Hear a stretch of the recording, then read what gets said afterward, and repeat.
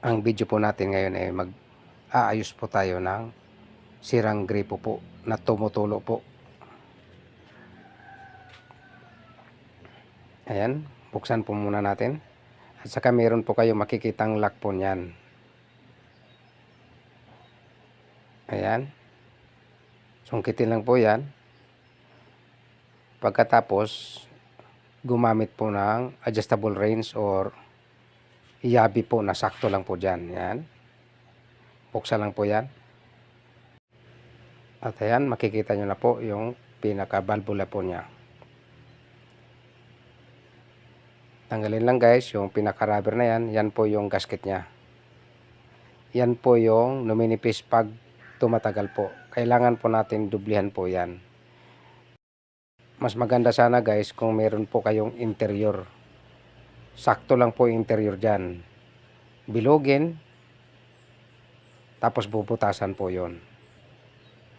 Ayan po yung mechanism niya. Yan po yung nagkukontrol sa kanya. Ayan. Yan po yung nagsasarat bukas.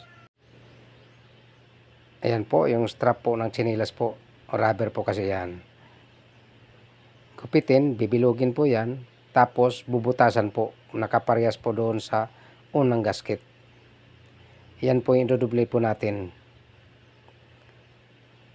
Hindi ko na guys pinakita sa inyo ang pagbutas yan kasi kutsilyo po ang ginamit ko. Bawal po. Ayan. Sakto na.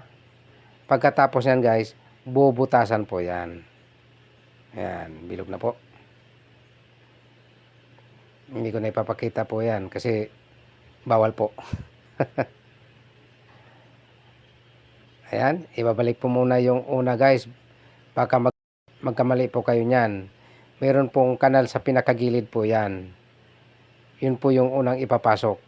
Pangalawa guys, merong isa yan na may guide po yung gilid.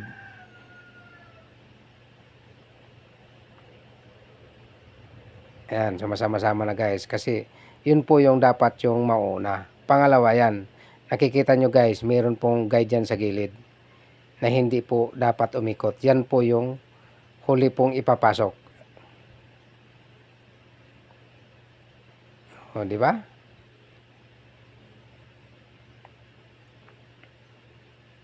Ayan. Pagkatapos ilalagay guys yung rubber po na ginawa natin.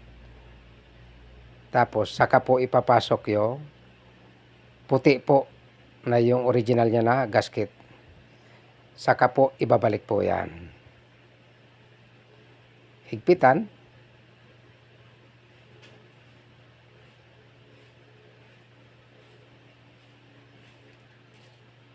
O, ganyan lang guys.